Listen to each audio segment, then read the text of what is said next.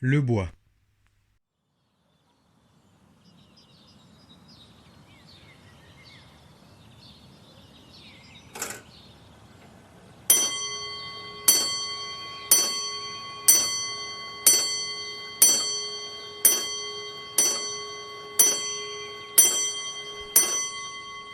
Le maire allait se mettre à table pour déjeuner, quand on le prévint que le garde champêtre l'attendait à la mairie avec 2 prisonniers. Il s'y rendit aussitôt, et il aperçut en effet son garde champêtre, le père Hochedur, debout et surveillant d'un air sévère un couple de bourgeois mûrs. L'homme, un gros père à nez rouge et à cheveux blancs, semblait accablé, tandis que la femme, une petite mère endimanchée, très ronde, très grasse, aux joues luisantes, regardait d'un œil de défi l'agent de l'autorité qui les avait captivés. Le maire demanda: « Qu'est-ce que c'est, père Hochedur ?» Le garde champêtre fit sa déposition. Il était sorti le matin, à l'heure ordinaire, pour accomplir sa tournée du côté du bois Champiou jusqu'à la frontière d'Argenteuil. Il n'avait rien remarqué d'insolite dans la campagne, sinon qu'il faisait beau temps et que les blés allaient bien, quand le fils aux bredelles, qui binait sa vigne, avait crié: « Hé, le père Hochedur, allez voir au bord du bois, premier taillis. Vous y trouverez un couple de pigeons, combien 130 ans à eux deux. » Il était parti dans la direction indiquée. Il était entré dans le fourré, et là il avait entendu des paroles et des soupirs qui lui firent supposer un flagrant délit de mauvaises mœurs. Donc, avançant sur ses genoux et sur ses mains, comme pour surprendre un braconnier, il avait appréhendé le couple au moment où il s'abandonnait à son instinct. Le maire, stupéfait, considéra les coupables. L'homme comptait bien 60 ans et la femme au moins 55. Il se mit à les interroger, en commençant par le mâle, qui répondait d'une voix si faible qu'on entendait à peine. « Votre nom ? » ?»« Nicolas Borin. »« Votre profession ? » ?»« Mercier, rue des Martyrs à Paris. »« Qu'est-ce que vous faisiez dans ce bois ? » Le mercier demeura muet, les yeux baissés sur son gros ventre, les mains à plat sur ses cuisses. Le maire reprit. « Niez-vous ce qu'affirme l'agent de l'autorité municipale ? » ?»« Non, monsieur. »« Alors vous avouez ? » ?»« Oui, monsieur. »« Qu'avez-vous à dire pour votre défense ? » ?»« Rien, monsieur. »« Et où avez-vous rencontré votre complice ? » ?»« C'est ma femme, monsieur. »« Votre femme ? » ?»« Oui, monsieur. »« Alors vous ne vivez donc pas ensemble, à Paris ? » ?»« Pardon, monsieur, nous vivons ensemble. »« Mais alors vous êtes fou, tout à fait fou, mon cher monsieur, de venir vous faire pincer ainsi, en plein champ, et à 10 heures du matin ?» Le mercier semblait prêt à pleurer de honte. Il murmura: « C'est elle qui a voulu ça. Je lui disais bien que c'était stupide, mais quand une femme a quelque chose dans la tête, vous savez, elle ne l'a pas ailleurs. » Le maire, qui aimait l'esprit gaulois, sourit et répliqua: « Dans votre cas, c'est le contraire qui aurait dû avoir lieu. Vous ne seriez pas ici si elle ne l'avait eu que dans la tête. » Alors une colère saisit monsieur Borin, et se tournant vers sa femme: « Vois-tu où tu nous as menés avec ta poésie ? Hein, y sommes-nous ?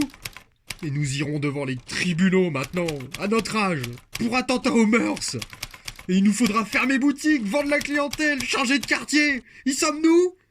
Madame Borin se leva et, sans regarder son mari, elle s'expliqua sans embarras, sans vaine pudeur, presque sans hésitation.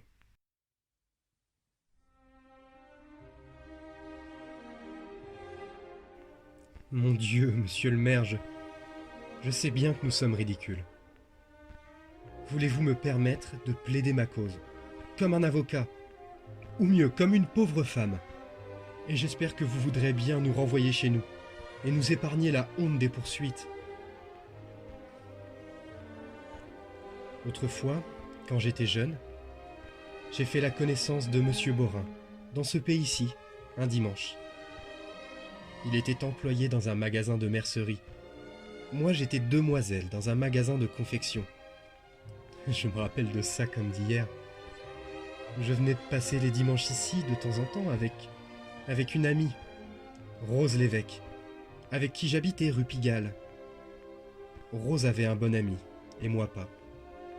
C'est lui qui nous conduisait ici. Un samedi, il m'annonça, en riant, qu'il amènerait un camarade le lendemain.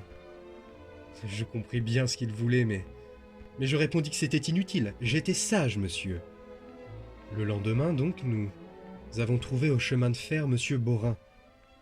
Il était bien de sa personne à cette époque-là. Mais j'étais décidé à ne pas céder. Je ne cédais pas non plus. Nous voici donc arrivés à Baison. Il faisait un temps superbe, de ces temps qui vous chatouillent le cœur. Moi, quand il fait beau, aussi bien maintenant qu'autrefois, je deviens bête à pleurer. Et quand je suis à la campagne, je perds la tête. La verdure, les oiseaux qui chantent, les blés qui remuent au vent, les hirondelles qui vont si vite, l'odeur de l'herbe, les coquelicots, les marguerites, tout ça me rend folle. C'est comme le champagne quand on n'en a pas l'habitude. Donc, il faisait un temps superbe et doux et clair et qui vous entrait dans le corps par les yeux en regardant et par la bouche en respirant. Rose et Simon s'embrassaient toutes les minutes. Ça me faisait quelque chose de les voir, vous savez. Monsieur Borin et moi, nous marchions derrière eux, sans guère parler. Quand on ne se connaît pas, on ne trouve rien à se dire. Et il avait l'air timide, ce garçon. Ça me plaisait de le voir embarrassé. Nous voici donc arrivés dans le petit bois. Il y faisait frais comme dans un bain, et tout le monde s'assit sur l'herbe. Rose et son ami me plaisantaient sur ce que j'avais l'air sévère. Vous comprenez bien que je ne pouvais pas être autrement. Et puis voilà qu'ils recommencent à s'embrasser, sans plus se gêner, comme si nous n'étions pas là. Et puis ils se sont parlé tout bas. Et puis ils se sont levés, et ils sont partis dans les feuilles, sans rien dire.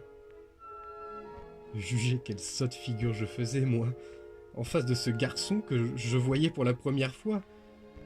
Je me sentais tellement confuse de les voir partir ainsi que ça me donna du courage et je me suis mise à lui parler. Je lui demandai ce qu'il faisait.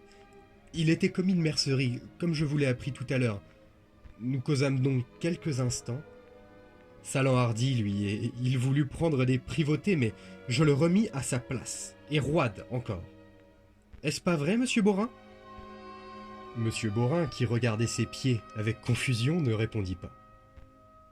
Elle reprit. Alors, il a compris que j'étais sage, ce garçon. Et il s'est mis à me faire la cour, gentiment, en honnête homme. Depuis ce jour, il est revenu tous les dimanches. Il était très amoureux de moi. Et moi aussi, je l'aimais beaucoup. Beaucoup. Vous savez, c'était un beau garçon autrefois. Bref, il m'épousa en septembre, et nous prîmes notre commerce rue des Martyrs. Ce fut dur pendant des années, monsieur. Les affaires n'allaient pas, et nous ne pouvions guère nous payer des parties de campagne. Et puis, nous en avions perdu l'habitude.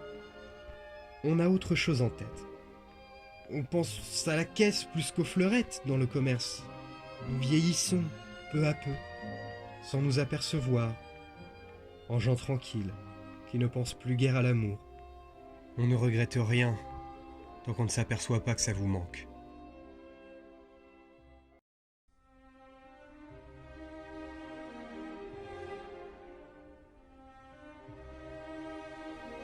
Et puis, monsieur, les affaires ont mieux été.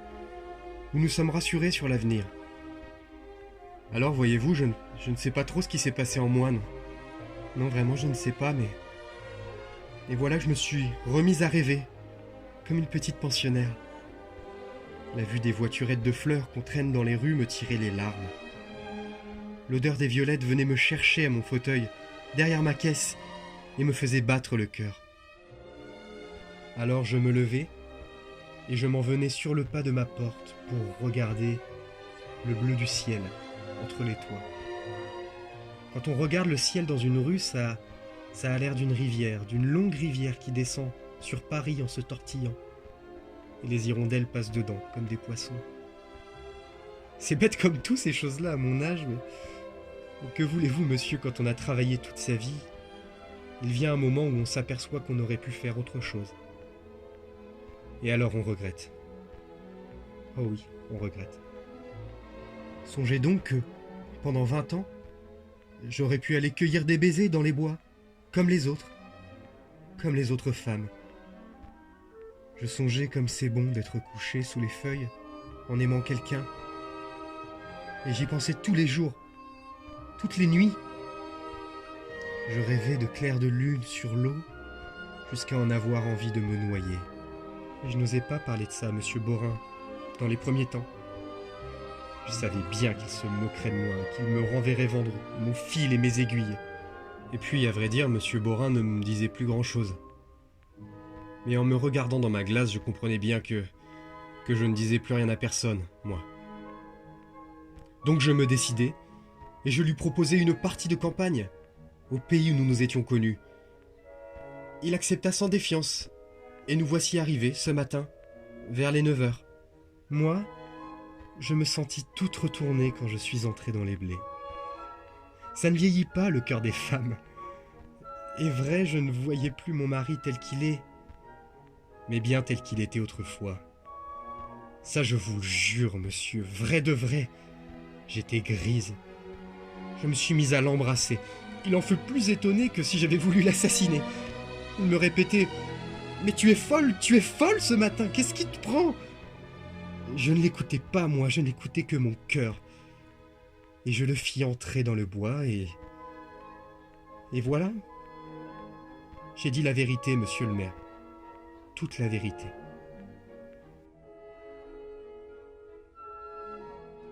Le maire était un homme d'esprit.